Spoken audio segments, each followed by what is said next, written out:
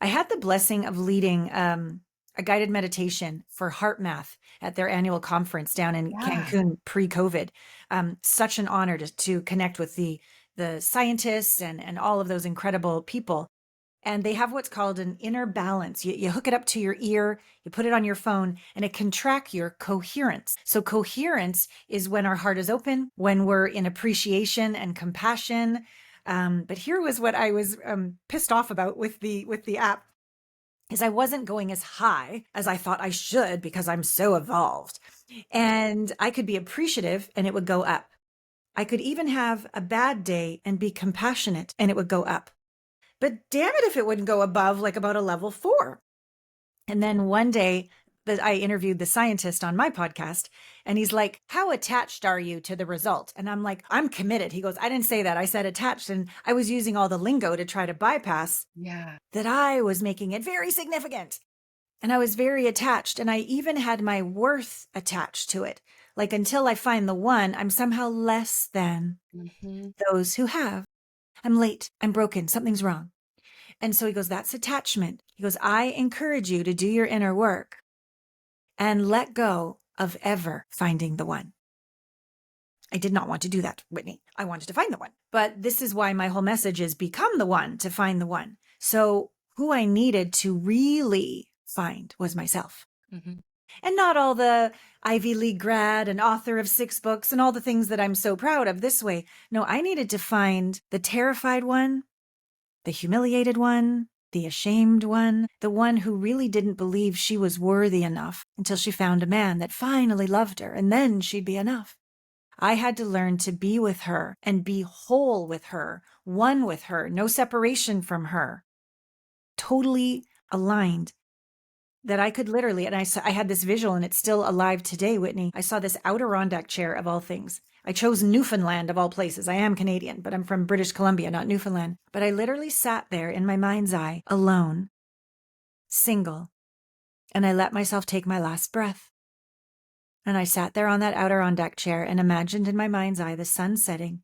And that was the end of my life, and I never found somebody. And I sobbed and sobbed. I have so much love to give. It doesn't make any logical sense why I don't have someone to share it with. But I realized when I did that exercise, it was me I was always seeking. Ultimately, it was the divine masculine within myself that I was always seeking.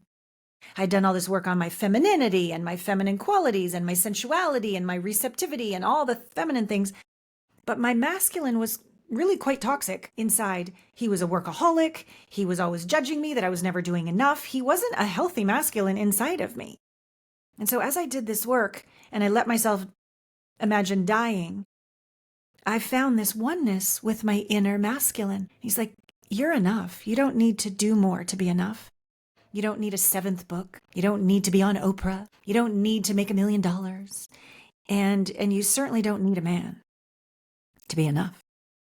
And something got very, very quiet. And then because I'm a science geek, I went after that back to the heart math inner balance mechanism, the app. And I started feeling appreciation for myself, compassion for myself. I knew that moved it up. And then I just let go of attachment. And it went through the roof, Whitney. My coherence went through the Ah, roof, and you're crying right now. So I something's am. helping you. So I tell me what's am. moving you. Tell me, Lily. Oh, it's just I think ooh, I think any woman, you know, works on getting comfortable with the judgment of other people, commenting about them being single, Yes. not having a partner, Yes. not having kids.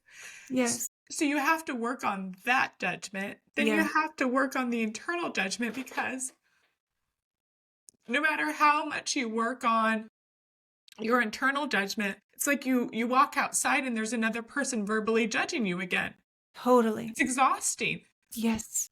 Yes, And it is. then yes, I think because I do a lot of meditation, I've done those meditations that you have done where you imagine the end of your life. And are you comfortable with this being all there was?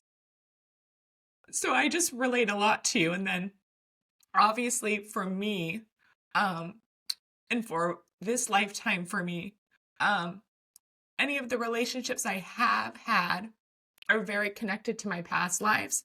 I'm just doing a lot of cleaning and clearing. Nice. So everything you just said, I relate a lot to. And it just breaks my heart because I've been there and I felt all that. And it's a lot. It's just a Yeah. lot, you know? Yeah. Yeah, babe. So I wish I was in Laguna snuggling you right now as your big sis who's 55 and still single. So I hear you. I hear you. Um, Here's what's humbled me and what I offer you and the listeners is you have done a tremendous amount of work. You are doing your past life work. You're so evolved